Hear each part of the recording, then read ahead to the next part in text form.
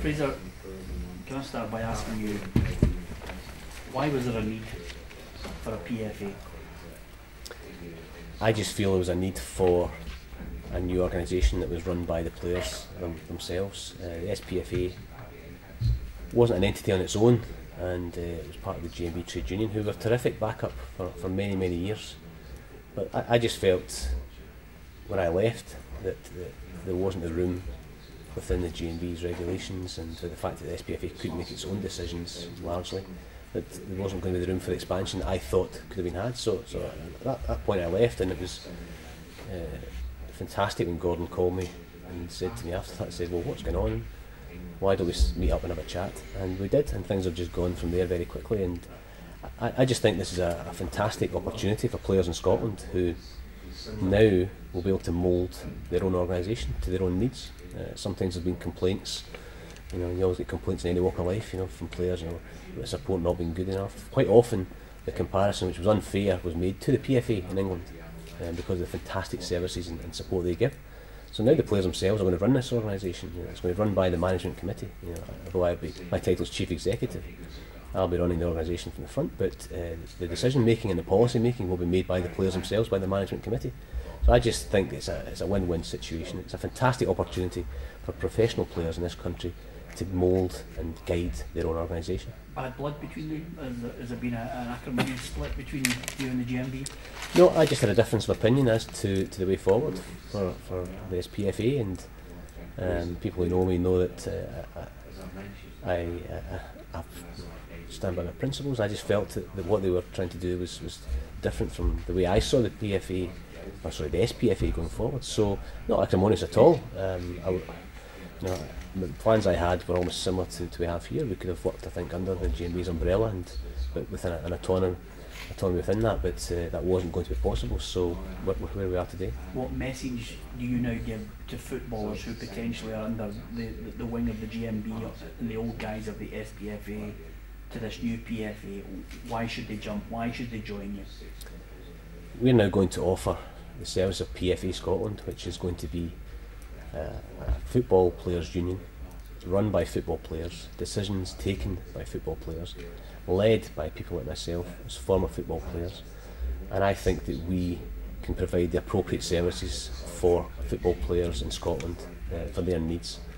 It will be able to make its own decisions, it will be able to react quickly, and we all know within the football game the differences that players have within their employment rights, within their working environment, and that needs a specialised knowledge.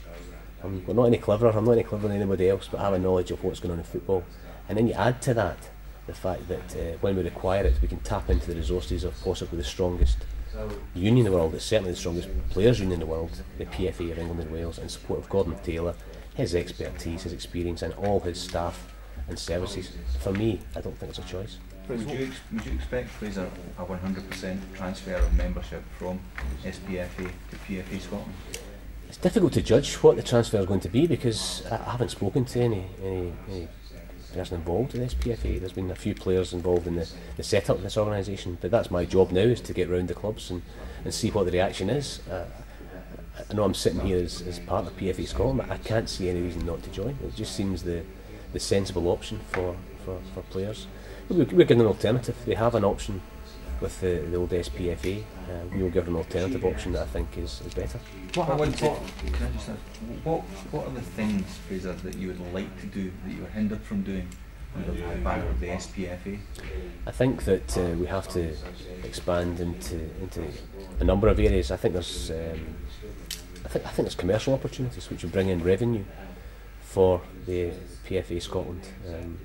We will be able to tag on the back of the fantastic commercial department down in England, who have sponsors and business partners, a lot of whom have wanted to go up to Scotland for a while, so we'll be able to tap into that. There's also, they run their own player management agency where they look after players' interests as well. They have the financial services department where former players who are qualified IFAs go out into the clubs and they know what players need, they know the differences, because it's a short career. You only have 7-8 years at the top. You have to make the most of your top earning years. I think there's other things to do with, as Gordon Taylor spoke about many times, is community. The community aspect of this is key to it as well, where players can play a more active part in the community.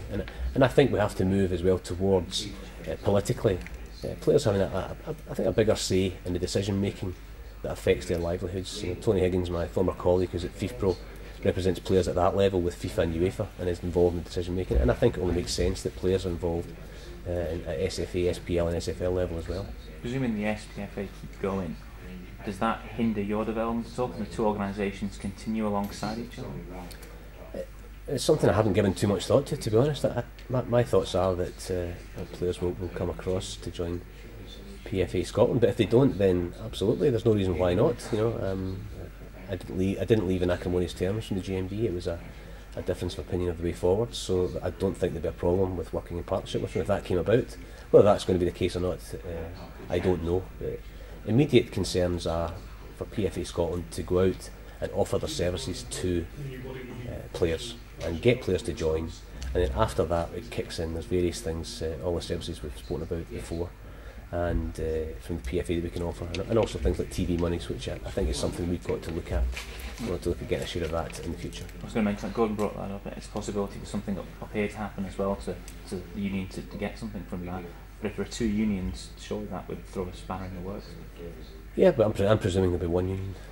So one union will be here, and with the support of the top players, and I have to say the message of support I've had from players from top to bottom when I left, and message of thanks to me personally, which was very nice, for the support I've given them as well, was good to hear. So I'll be tapping into those resources as well, tapping into the expertise. David Weir, one of the high-profile players in Scotland, is already committed to being a founder member. He'll be a committee member as well, and he'll be a driving force. There are players at other top clubs that I've represented very publicly, and others that haven't moved the public domain as well at all levels. So I think there's that element to it as well. And once we get our feet under the table and we're able to say yes, we are the union for the players when we've got members across, then that's where we have to start engaging with the authorities and the clubs. And the relationships with the clubs, I have to say, over the last 3 or 4 years have become better.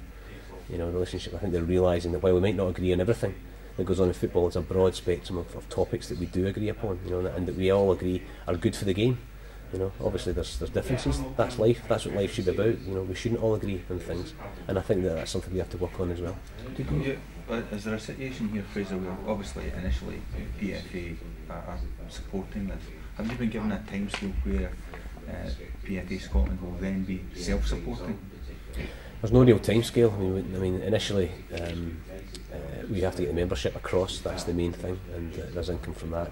And there's various other ideas in the pipeline. We have a small strategy document of ideas, and I don't foresee there being any financial problems at all. Do you think having a former player as chief executive of the SFA will help you branch into the areas you want to as well? I think it will. I think Gordon will be good for the game, because Gordon's experience is across the whole of football. He's been assistant manager at a club, he's been an agent, he's been a player. He actually helped out with the SPFA with his role as an IFA, giving independent advice to players. So he's seen most of it, and I haven't spoken to Gordon since he was appointed, but I will be speaking to him in the near future, and I do think it will be good for the game. I'm not saying players, are the be all and end all, but we have a lot to contribute to the running of the game. We have a lot of knowledge, a lot of abilities. There's some very bright players out there, and I think that there should be seats at certain committees, and perhaps even at executive board level for players' representatives and players themselves, because there are things they can bring to the table, and why should players not be involved in a decision-making process? These are things I can discuss with Gordon and with the SPL and the SFL as well, because it is a new situation. The great thing I think for players now is that they have the opportunity to guide and to mould this organisation. It's a blank sheet of paper, it's fresh, we have ideas, we have strategies, but there's nothing set in stone, there's nothing there, there's no barriers to anything that players want to achieve. You must be aware though, Fraser, that the strength of the PFA in England has always, over the last 2 decades, been the TV deals. That's given them a greater strength to help people out, to regenerate, to re-educate other footballers after they've finished the game. Your success as an organisation could be based on how you get a cut of the deal, but up here, the chairman will become even more obstinate when you try and get a cut of a TV deal from the club. The TV deal is probably a medium-term target, so we're not putting ourselves under any pressure from that side of it. But if you listen to Gordon Taylor, who's one of the great orators in football, and you sit and you listen to him, and he talks about the players and the passion, that he has for the players. And when he talks about how the TV money is used, I don't think any of us really realise how that TV money is used. It's not just used, you know, to put people money in people's pockets. It's used to provide insurance schemes for players, which clubs probably can't afford to do themselves at lower level, because you know the TV money comes from the top level, and that's just the tip of the iceberg. The PFA support everybody. There's guys at Rochdale and things like that as well. So there's insurance services put in place. There's money put into their community scheme. There's money put into their player management department, because they don't really take huge fees for these kind of things. So that's all to support players at lower levels. It's also to support the game, because a lot of the stuff that Gordon and the PFA do is actually for the benefit of clubs. You know, there's been times when clubs have actually had to have loans, you know, to survive.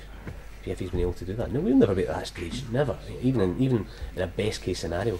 But what I can say is that we would use the monies properly to the benefit of the game. Yes, to benefit players, but the target being getting TV monies would be used to the benefit of the game in general. Fraser, but to achieve something like that, you feel that the union has to be more proactive than it has been in the past? I don't know if I wouldn't say the union's not been proactive in the past. What I would say is that the autonomy this new organisation provides is going to be very, very beneficial for the players.